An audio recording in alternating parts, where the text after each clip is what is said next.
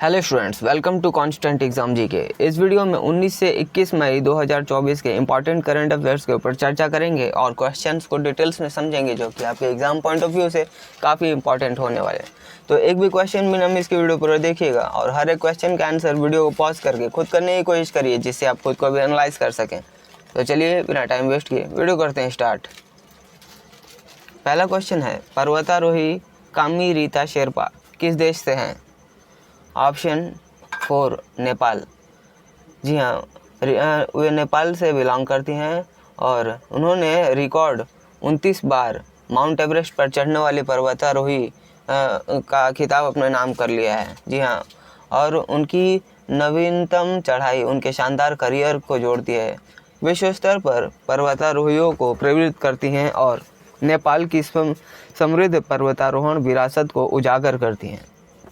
Next question, निगरानी क्षमताओं को बढ़ाने के लिए भारतीय सेना द्वारा कौन सा ड्रोन शामिल किया जा रहा है? ऑप्शन 2 दृष्टि 10। भारतीय सेना पाकिस्तान सीमा पर अपनी निगरानी क्षमता को बढ़ाने के लिए दृष्टि 10 ड्रोन को शामिल करने के लिए तैयार है। यह प्रेरणा रक्षा में भारत की मेक इन इंडिया पहल के अनुरूप है और इसमें पंजाब में ठंडिया बेस पर रणनीतिक स्थिति शामिल है, जिसमें स्वदेशी विनिर्माण और प्रौद्योगिकी विकास पर जोर दिया गया है। नेक्स्ट क्वेश्चन, अरब सागर में शार्क और किरण अनुसंधान पर भारत किस देश के साथ सहयोग कर रहा है? Option 4 Oman. भारत अरब सागर में शार्क और किरण अनुसंधान पर ओमान के साथ सहयोग किया है। इस संयुक्त पहल का उद्देश्य अरब सागर क्षेत्र पर ध्यान केंद्रित करते हुए इस्लामो ब्रांच अनुसंधान में सक्षम संरक्षण प्रयास और क्षमता निर्माण को बढ़ाना होगा। सहयोग में दोनों देशों के विशेषज्ञों की नेतृत्व में कार्यशालाएं, ज्ञान साझा करना और अनुसंधान गतिविधियां शामिल हैं। किस कंपनी ने ड्रोन दीदी पायलट प्रोजेक्ट के लिए कौशल विकास और उद्यमिता मंत्रालय के साथ एक समझौता ज्ञापन पर हस्ताक्षर किया है? Option 3 Mahindra and Mahindra. Mahindra and Mahindra limited ने ड्रोन दीदी पायलट प्रोजेक्ट के लिए कौशल विकास और उद्यमिता मंत्रालय के साथ सहयोग किया है और इसका उद्देश्य तकनीक के माध्यम से कृषि में महिलाओं को सशक्त बनाना होगा। यह सहयोग आजीविका के नए अवसर भी पैदा करेगा और उभरते हुए प्रौद्योगिकी क्षेत्रों में कौशल बढ़ाने के रणनीतिक प्रयास का भी प्रतीक है, जिसमें विशेष रूप से ग्रामीण महिलाओं किसानों को लाभ होगा। नेक्स्ट, सेल द्वारा भारत का पहला 15 मेगावाट का फ्लोटिंग सेंटर प्लांट किस राज्य में स्थापित किया जाएगा? सेल का फुल फॉर्म होगा steel authority of India limited.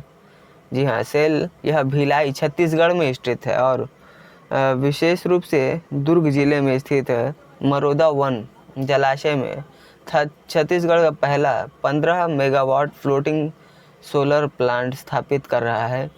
यह पहल अक्षय ऊर्जा और स्थिरता के प्रति राज्य की प्रतिबद्धता को उजागर करती है, जो छत्तीसगढ़ में अपने कार्बन पदचिह्न को भी कम करने और पर्यावरण के अनुकूल प्रथाओं को बढ़ावा देने के लिए बीएसपी के प्रयासों को भी प्रदर्शित करता है।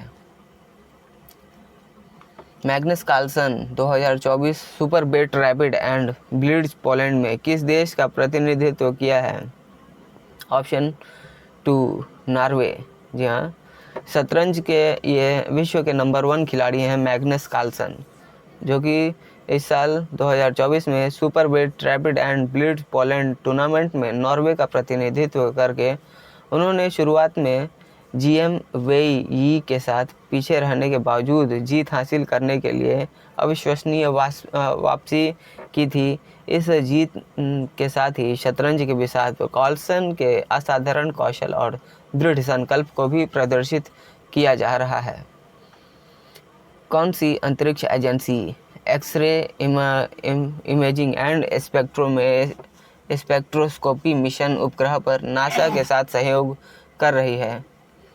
Option 1 JAXA.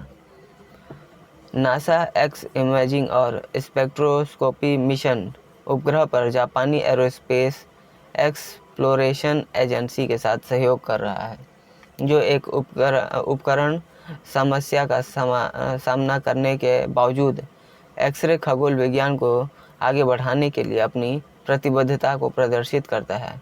यह साझेदारी अंतरिक्ष अन्वेषण और वैज्ञानिक प्रयासों से अंतरिक्ष सहयोग पर भी प्रकाश डालता है। नेक्स्ट क्वेश्चन है, रिपोर्ट के अनुसार किस संगठन ने 2030 तक कृषि खाद्य उत्सर्जन को आधा करने के लिए $260 बिलियन के निवेश की आवश्यकता पर प्रकाश डाला है? ऑप्शन 4 विश्व बैंक। विश्व बैंक की रिपोर्ट के 2030 तक के कृषि खाद्य उत्सर्जन को आधा करने और 2050 तक 2050 तक इसका शुद्ध शून्य हासिल करने के लिए वार्षिक $260 अरब के निवेश की आवश्यकता पर जोर देती है, और यह निवेश कृषि खाद्य क्षेत्र में पर्यावरणीय चुनौती का समाधान करने और स्थिरता लक्ष्यों की दिशा में काम करने के लिए महत्वपूर्ण है। नेक्स्ट क्वेश्चन, बाजरा परिवर्तन के बीच प्रदर्शनी शुरू करने के लिए किस संगठन ने भारत के कृषि और किसान कल्याण मंत्रालय के साथ सहयोग किया है? ऑप्शन 1 गूगल के साथ। गूगल आर्ट्स एंड कल्चर ने बाजरा के ऐतिहासिक और पोषण संबंधी महत्व पर प्रकाश डालते हुए बाजरा परिवर्तन के बीच प्रदर्शनी शुरू करने के लिए भारत के कृषि और किसान कल्याण मंत्रालय के साथ साझेदारी की है।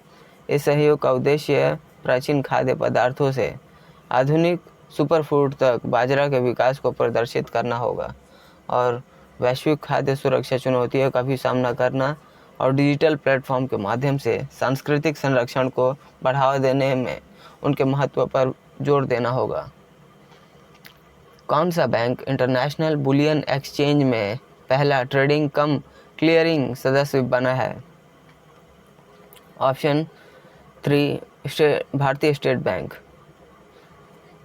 भारतीय state bank India international bullion exchange में ट्रेडिंग कम क्लियरिंग सदस्य बनने वाला पहला बैंक बन गया है। यह SBI की IFSC बैंक यूनिट को IIBX प्लेटफॉर्म पर व्यापार करने और बुलियन एक्सचेंज के माध्यम से सोने के आयात के लिए एक ट्रेडिंग सदस्य और क्लियरिंग सदस्य के रूप में कार्य करने की अनुमति देता है, जिससे भारत की बुलियन बाजार में पारदर्शिता और दक्षता को भी बढ़ाएगा।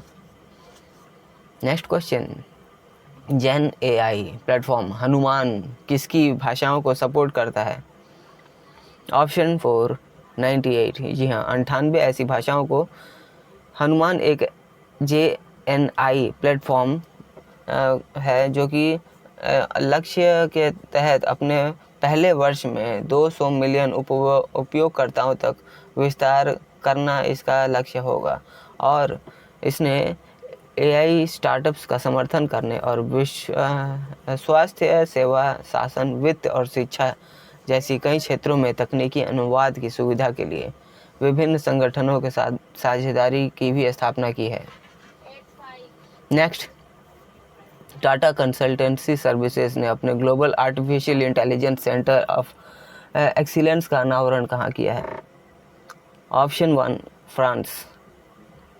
TCS ने पेरिस, फ्रांस में यह global AI centre of excellence की स्थापना की घोषणा की है, जो फ्रांसीसी बाजार और वैश्विक AI परिदृश्य के प्रति कंपनी की प्रतिबद्धता को उजागर करता है।